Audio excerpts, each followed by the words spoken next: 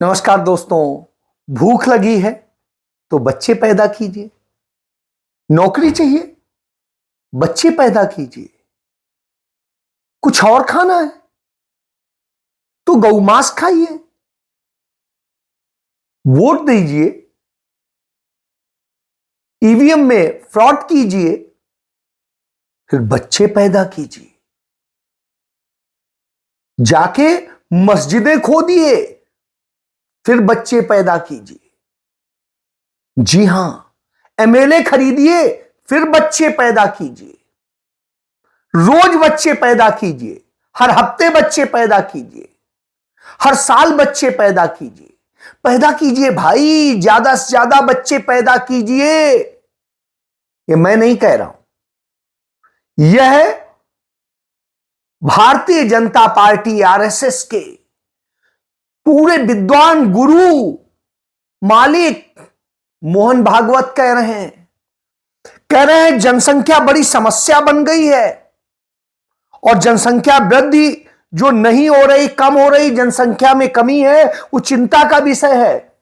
वृद्धि दर 2.1% से नीचे जा रही, समाज जो है नष्ट हो जाएगा। इसलिए बच्चे पैदा कीजिए। 3 बच्चे पैदा कीजिए, 4 बच्चे पैदा किए, 3 से तो कम पैदा ही मत कीजिए। जी हां, भारत की आबादी क्या है? जब देश में 36 करोड़ लोग थे, उस वक्त देश के अंदर सुई नहीं बनती थी।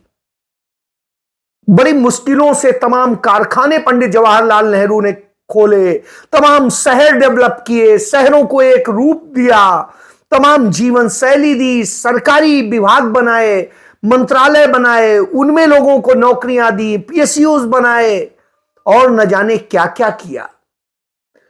प्राइवेट सेक्टर में रोजगार पनपाने के लिए वहां उद्योग, भारी उद्योग पर काम किया और नतीजतन तमाम बांध बनाए, तमाम फर्टिलाइजर्स खोले, बिजली कारखाने खोले, जिनसे आपको सब कुछ मिले। तमाम अस्पताल खोले गए, एम्स खोला गया, पीजीआई खोला गया, आईआईटीज खोले गए, इंजीनियरिंग कॉलेजेस खोले गए, तमाम यूनिवर्सिटीज खोली गईं, तमाम कॉलेजेस खोले गए। आपको पढ़ाया जाए, आपको लिखाया जाए, आपके जीवन को उन्नत बनाया जाए। गांव में व्यवस्था की गई, कस्बों में व्यवस्था की गई, पंचायतों में व्यवस्था की गई, तहसीलों पे व्यवस्था की गई, नगरों में की गई, जिलों में की गई और इस तरह से आपको एक जीवन का आकार दिया।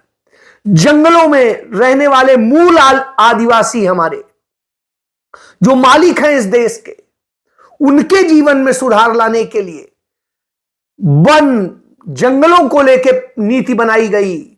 उनके अपने जीवन को उनके मुताबिक, उनकी संस्कृति, उनकी सभ्यता के मुताबिक रहे, इसकी व्यवस्था की गई और सबको जीवन दिया गया। लेकिन जब 140 करोड़ की आबादी है, देश में सब कुछ बनता है, देश में वो हर चीज मौजूद है, इसके बावजूद हालात क्या है? इस देश के 90 करोड़ युवा बेरोजगार हैं। 90 करोड़। इस देश में बेरोजगारी दर देश की आजादी के बाद सबसे ज्यादा है। भुखमरी, दुनिया के हम सबसे भुखमरे देशों में शामिल हैं। भारत सरकार, नरेंद्र मोदी कहते हैं हम 81 करोड़ से अधिक लोगों को 5 किलो अनाज दे करके उनका पेट पाल रहे हैं, उन्हें जिंदा रखे हुए हैं। हालात यह हो गए हैं कि महंगाई ने लोगों का जीना दूभर कर दिया है। लोगों को ना फल खरीदने की स्थिति है, ना सब्जी खरीदने की स्थिति है, ना अनाज खरीदने की स्थिति है, ना छोटे छोटे सामान खरीदने की स्थिति है।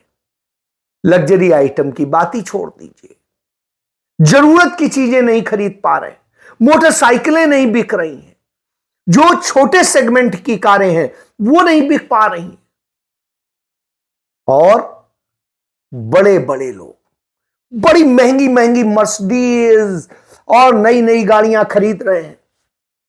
जो भूतल परिवहन मंत्री है नरेंद्र मोदी सरकार का, नितिन गडकरी, वो टोयोटा से 70-80 लाख रुपए की कार को गिफ्ट लेता है, उसका प्रचार कर रहा है। इतना महंगा गिफ्ट कानून में 5,000 से अधिक का गिफ्ट नहीं ले सकता है, लेकिन यह गिफ्ट ले रहा है और यह गिफ्ट लेकर के दुनिया में प्रचार करता घूम रहा है। और उसके बाद में उनके मुताबिक नीतियां बना रहा है जिससे गरीब तो मर जाए, या तो वो कार खरीदेगा और उसकी कार 10 साल बाद में उसे स्क्रैप करानी पड़ेगी, कट जाएगी, भले ही वो बहुत अच्छी हालत में हो। क्यों? क्योंकि उन्हें कमवाना है। शिक्षा बर्बाद हो गई है। तमाम प्रदेशों में सरकारी स्कूल बंद हो रहे हैं। छोटे छोटे से उदाहरण ले लीजिए। मध्य प्रदेश में 7,000 सरकारी स्कूल बंद हो गए, हरियाणा में 5,000 सरकारी स्कूल बंद हो गए, जम्मू कश्मीर में 5,000 सरकारी स्कूल बंद हो गए, उत्तर प्रदेश में 28,000 सरकारी स्कूल बंद हो चुके हैं और इतने ही और बंद करने की तैयारी है। और इसी तरीके से पूरे देश में चल रहा है।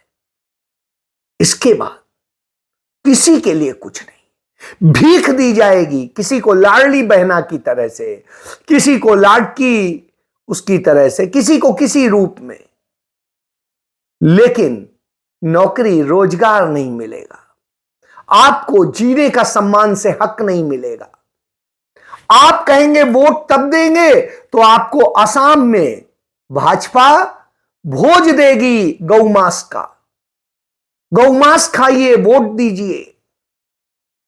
शिकायत होगी तो मुख्यमंत्री हेमंत बिस्वा शर्मा जो चिल्लाता घूम रहा था झारखंड में, वो कहेगा कांग्रेस शिकायत दे और प्रपोजल लाए तो हम इस पे प्रतिबंध लगाएंगे। मतलब वो सरकार है, वो कुछ नहीं करेंगे। सोचिए आप, इस तरह की दशा है। और फिर आप बच्चे पैदा कीजिए। मोहन भागवत जो कह रहे हैं, गुरुजी की बात तो सुननी पड़ेगी, तो बच्चे पैदा कीजिए, तेजी में कीजिए। उधर चुनाव को लूटा जाएगा, अवैध तरीके से सरकारें बनाई जाएंगी। हालत यह हो गई है कि रिजल्ट आए 9 दिन हो रहे हैं और इसके बावजूद स्थिति यह है कि मुख्यमंत्री कौन होगा महाराष्ट्र में, यह बताने की 10 दिन में स्थिति नहीं है।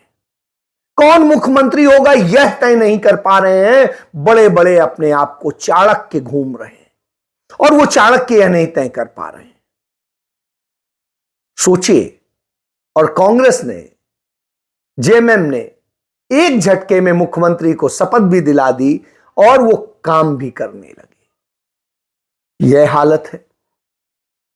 तब क्या किया जाएगा? तब एक ऐसा चीफ जस्टिस आएगा कि वो चीफ जस्टिस इस देश को आग लगाने का काम करेगा। वो ऐसे फैसले देगा जिससे इस देश में आग लग जाए। और यह फैसला डीवाई चंद्रचूड़ ने दिया, जो चीफ जस्टिस बना। इस दौर में सबसे ज्यादा वक्त तक चीफ जस्टिस रहा है। उसने फैसला सुना दिया कि कैसे मस्जिदों के नीचे क्या है, इसका सर्वे करने का आदेश दे दिया। जबकि the places of worship act 1991 जो पास हुआ था, उसमें साफ साफ उसके धारा 3 में लिखा था कि 15 अगस्त 1947 के बाद धार्मिक स्थलों में कोई बदलाव नहीं होगा। जो उसी का धारा 4 थी, 4(2) में साफ साफ लिखा है कि 15 अगस्त 1947 से पहले के विवाद पर भी कोई मुकदमा नहीं चल सकेगा। और फिर सेक्शन 5 थी जिसमें राम जन्मभूमि बाबरी मस्जिद मामले को इससे अलग रखा गया था, इस एक्ट के उससे। और इसके बाद में कहा गया था कोई भी उसमें नहीं होगा, क्योंकि यह एक्ट जब लागू हुआ तब बाबरी मस्जिद राम मंदिर का विवाद चल रहा था और सेक्शन 6 में सजा का प्रावधान किया गया था। बावजूद इसके चंद्रचूड़ ने कहा नहीं, सर्वे कीजिए, ज्ञानव्यापी पे कीजिए। यह वही चंद्रचूड़ है जो भगवान से पूछ के फैसला सुना रहा था। जब राम मंदिर और बाबरी मस्जिद के विवाद में था, पूरी दुनिया जानती है कि यह फैसला पूरी तरीके से विधिक तौर पे गलत था, समझौतावादी था, शांति के लिए सभी ने स्वीकार लिया, लेकिन वास्तव में कानूनी दृष्टिकोण से बिल्कुल गलत और अन्यायपूर्ण था। बहरहाल उसी बेंच में 5 जस्टिसेस की बेंच में कहा गया कि इस मामले के बाद कभी भी प्लेसेस ऑफ वर्शिप एक्ट 1991 को छेड़ा नहीं जाएगा। लेकिन इसी डीवाई चंद्रचूड़ ने आदेश दिया, रास्ता खोल दिया और पिटारा खोला नहीं कि सांप निकल पड़े। जगह जगह सांप निकल पड़े, हर मस्जिद के नीचे वो मंदिर ढूंढ रहे हैं। रवीश कुमार ने कहा, भारत खोदो योजना, प्रधानमंत्री भारत खोदो योजना लागू हो गई है। यह स्थिति या बीजेपी भारत खोदो योजना लागू हो गई, आरएसएस भारत खोदो योजना लागू हो गई, सब लोग फावड़ा कुदाल सब ले लीजिए और खोदने लगिए। सही बात है, बस खोदते रहिए और बच्चे पैदा करते रहिए। इसके बाद में उन्हें मरने दीजिए।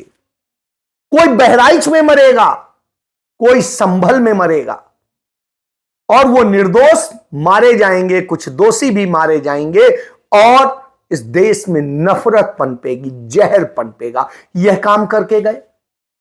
इसके बाद उन्होंने एक दूसरा भी काम किया कि आपका जनमत कैसे लूटा जाए, इसके लिए भी काम किया। इसके लिए जितनी पिटीशंस आई कि चुनाव प्रक्रिया में गड़बड़ है, चुनाव मशीन में गड़बड़ है, चुनाव मशीनरी में गड़बड़ है, वोटर लिस्ट में गड़बड़ है और सारी चीजें, कैसे विधायकों और सांसदों को खरीदा जा रहा है, कैसे दल बदल कराया जा रहा है, कैसे अवैध तरीके से तोड़ा जा रहा है, सारे कानूनों को धता बताया जा रहा है, तब उस पर भी वो काम कर जाएगा कि इस देश की पूरी लोकशाही खत्म हो जाएगी, लोकतंत्र खत्म हो जाएगा। यह काम करके गया। नतीजतन चुनाव आयोग भारतीय जनता पार्टी का अनुषांगिक संगठन बन गया। चुनाव प्रक्रिया में गड़बड़ होने लगी, मतपेटियों में गड़बड़ होने लगी, जिसे कहेंगे ईवीएम में गड़बड़ होने लगी, मतपत्रों में गड़बड़ होने लगी और दूसरी तरफ जो गड़बड़ी हो रही है वो गड़बड़ी हो रही है आपके जो वोटर लिस्ट है, उसमें नाम नहीं चढ़ेगा, आपको वोट नहीं डालने दिया जाएगा, लेकिन ना अदालत सुनेगी, ना चुनाव आयोग सुनेगा और आप कुछ नहीं कर सकेंगे।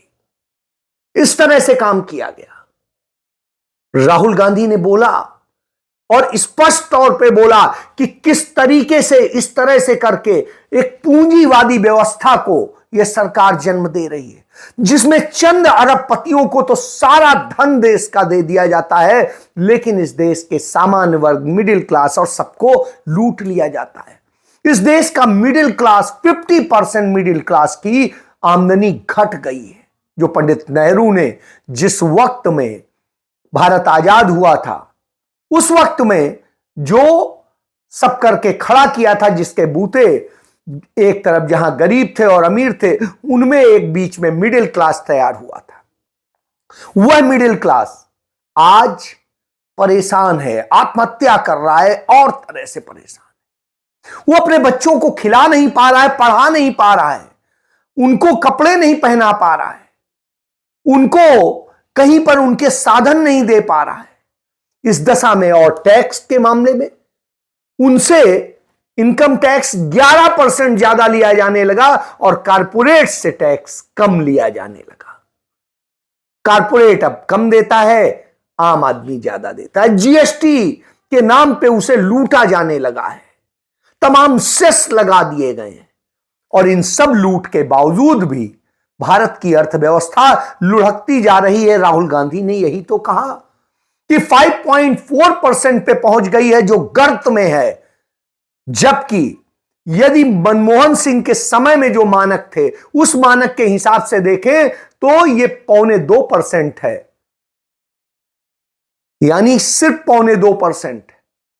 और जो मोदी के फर्जी मानक बनाए गए उसके मुताबिक 5.4% है, जो पिछले 2 साल में सबसे कम है।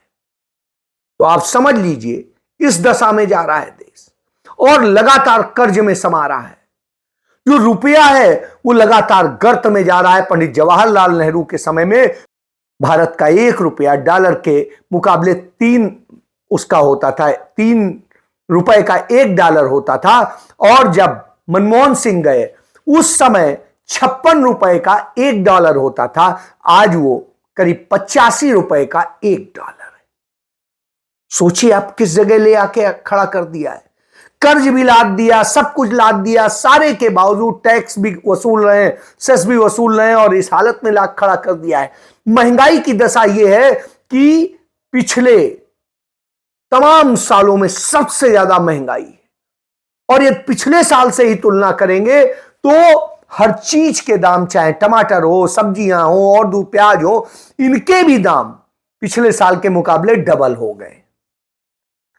और लहसुन तो आप देख ही रहे हैं कि 600 रुपया जा रहा है। इस तरह के हालात, और इन सब हालात में लोग मर रहे हैं। देश के तमाम ब्यूरोक्रेट्स ने लिखा है नरेंद्र मोदी को, यह आग लगाने का काम मत कीजिए। तमाम मुख्यमंत्रियों को लिखा है कि आग लगाने का काम मत कीजिए। वो लोग हैं जो देश में कोई लेफ्टिनेंट गवर्नर रहा, कोई गवर्नर रहा, कोई लेफ्टिनेंट जनरल रहा, कोई चुनाव आयोग का मुख्य चुनाव आयुक्त रहा, कोई ब्यूरोक्रेट्स रहा, कोई जो है डिप्लोमेट रहा, राजदूत रहा। इस तरह के लोगों ने चिट्ठी लिखी कि आप देश को आग लगा रहे हैं, देश को बर्बाद कर रहे हैं।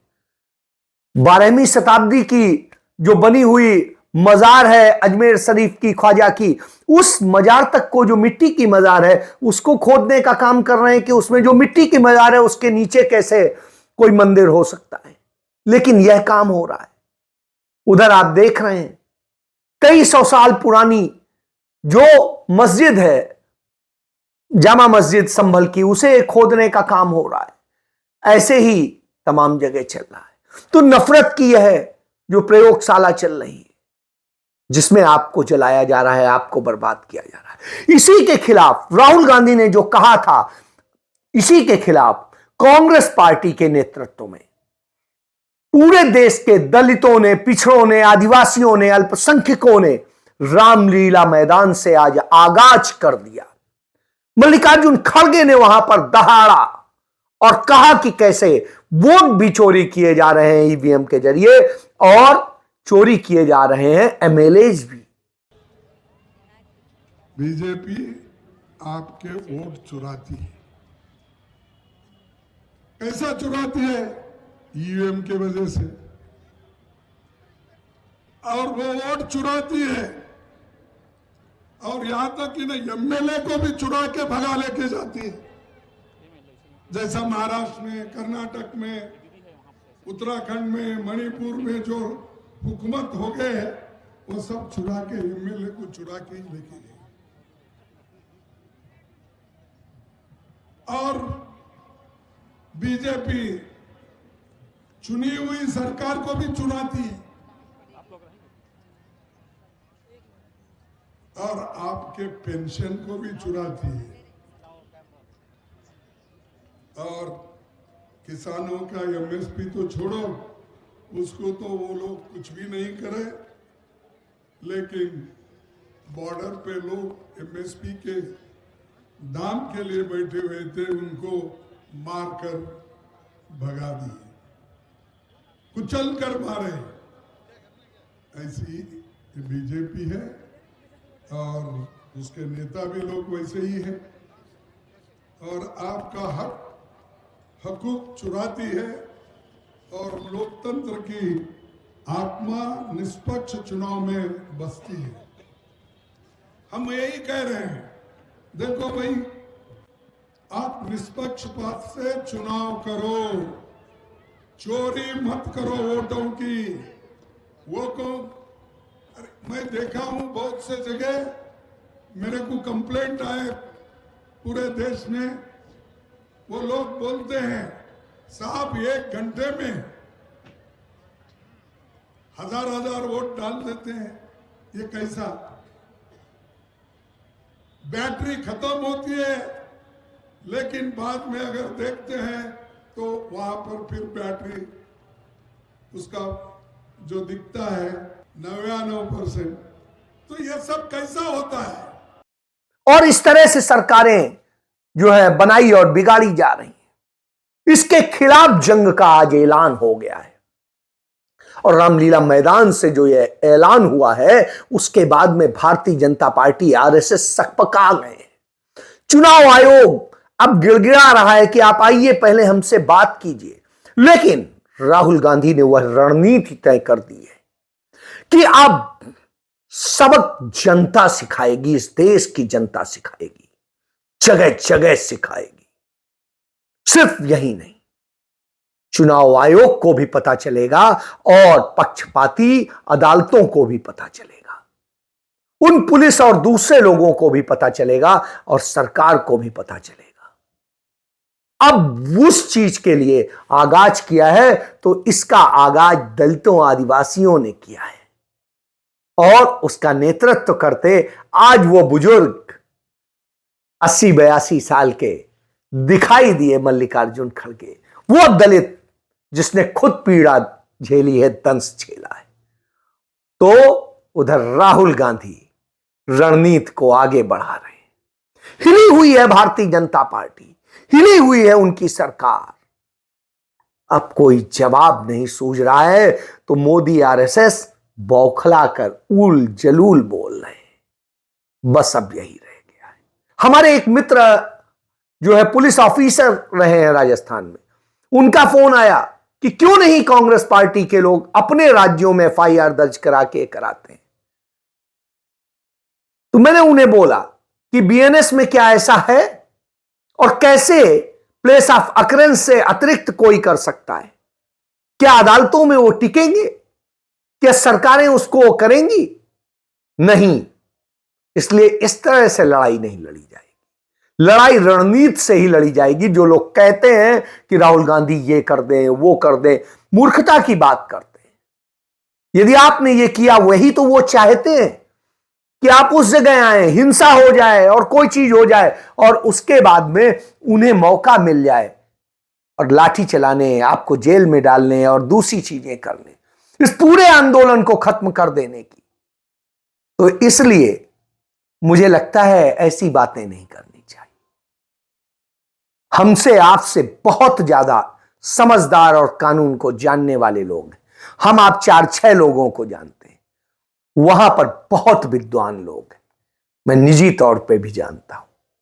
इसलिए तरीके से लड़ाई लड़ी जाएगी, मूर्खों जाहिलों की तरह से नहीं, पुलिसिया थानेदार की तरह से नहीं।